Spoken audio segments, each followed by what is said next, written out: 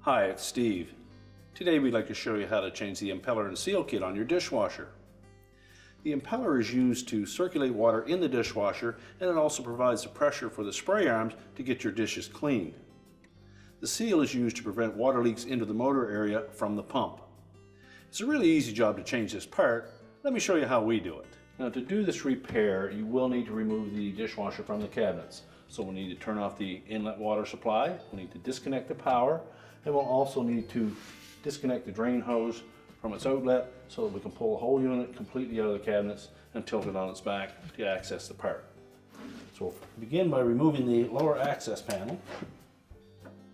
Now that we've pulled the dishwasher out of the cabinets, we've laid it on its side to give us better access to the mounting bolt for that motor assembly. So our next step will be to disconnect the wire harness, squeeze the locking tabs together,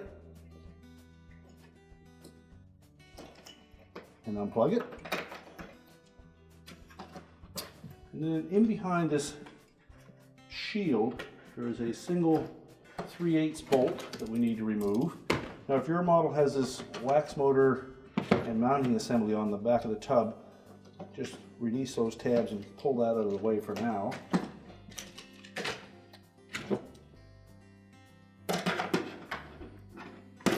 And then with either a socket or a nut driver, we'll remove that bolt.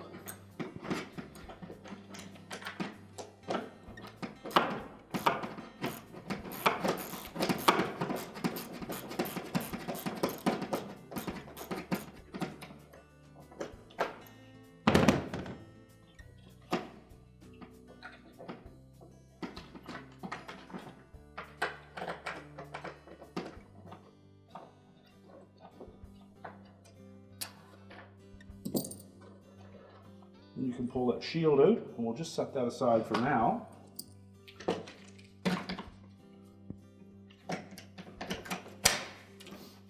Well, next we're going to grasp that motor and just turn it a little bit counterclockwise.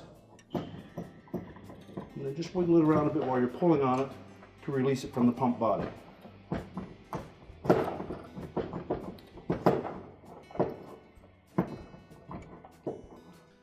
Now with the bolt out of the way, we're next going to grasp that motor and just turn it counterclockwise as far as it will go, and then gently pull it back to release it from the pump body. And we'll take that and set it on a suitable work surface, and we can change that impeller and seal. Now, to remove the old impeller from the motor shaft, we basically just turn it counterclockwise as it's threaded to the end of the shaft. But we'll need to stop the motor shaft from turning, and if you look in from the back side, you'll see that there are some cooling fins there. So what we'll do is we'll take a flat blade screwdriver, we're going to go through one of these openings in the end bell, and we'll block those fins from turning. And we want to use caution when we do that so that we don't damage the wire coating of the armature on that motor. Just very carefully fit your screwdriver in there. And then from the front, we'll turn that impeller by hand. And then we can just spin it right off the shaft. We can then discard the old impeller. And we'll pull the base for the seal assembly off of the motor. And then we need to push the old center seal out of that. It's easier to do that from the back. We'll just take a flat blade screwdriver, and just carefully go in there and push it out.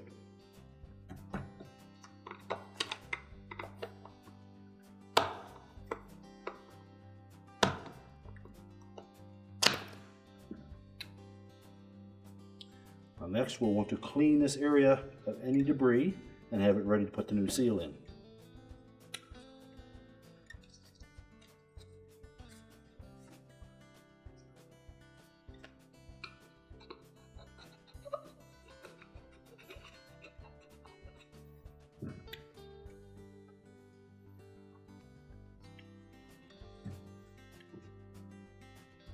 So We can discard that old seal,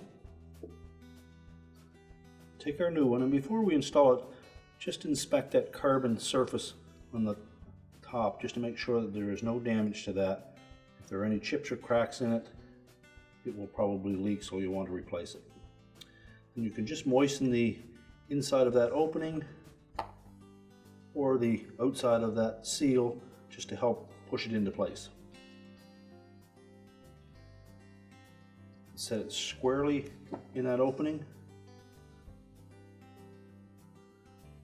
Very carefully push it straight down into the housing.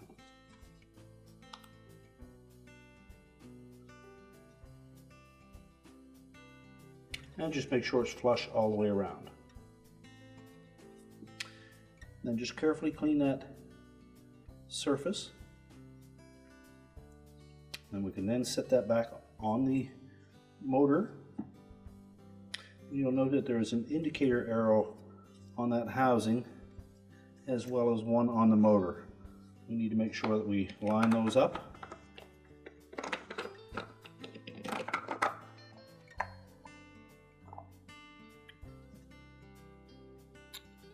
Now next we'll prepare the impeller. You'll note the old one had a stainless steel insert with the face or that carbon seal.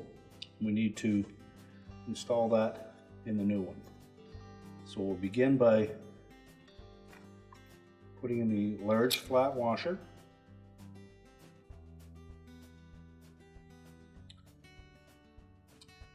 And then we'll seat that stainless steel insert into the base of the impeller body.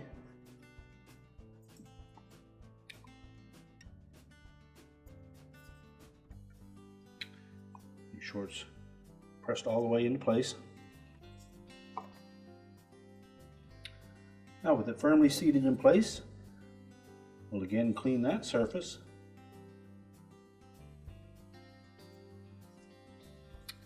And then we can thread it back onto the motor shaft.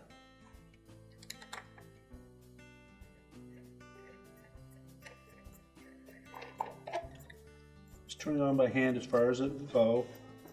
And then again, we're going to come in from the back with a flat blade screwdriver. Catch those fins. And then we can tighten it completely.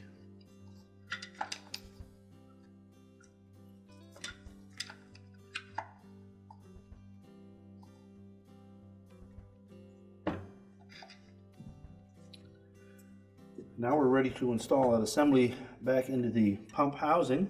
And again, we want to make sure that we line up this arrow, the arrow on the metal casing when we slide that into the pump body. So in preparation for reinstalling that motor, again, we want to make sure that we line these two arrows up and just clean any excess debris that might be in that pump body. And then we're going to line this up so that the motor harness connector is just a little shy of the 12 o'clock position.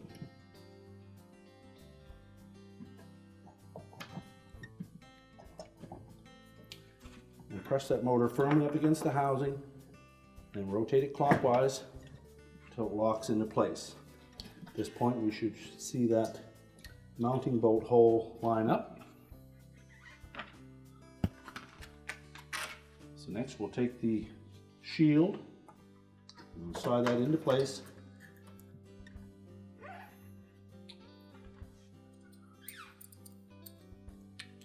Take our 3/8 bolt and fit that in underneath.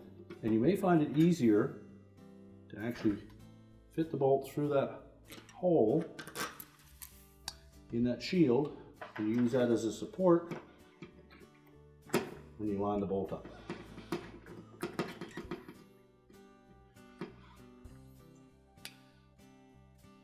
And using our ratchet or nut driver, we'll tighten it down.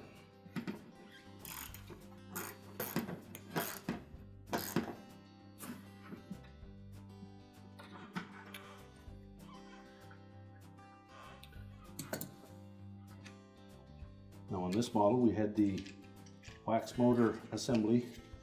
So we'll reconnect that first.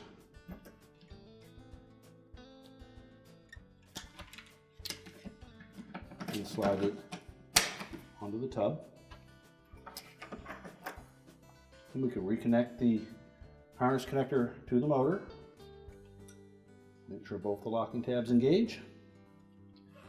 And now we can stand the dishwasher up, reconnect it to the plumbing and the electrical, and get it ready to push back into the cabinets.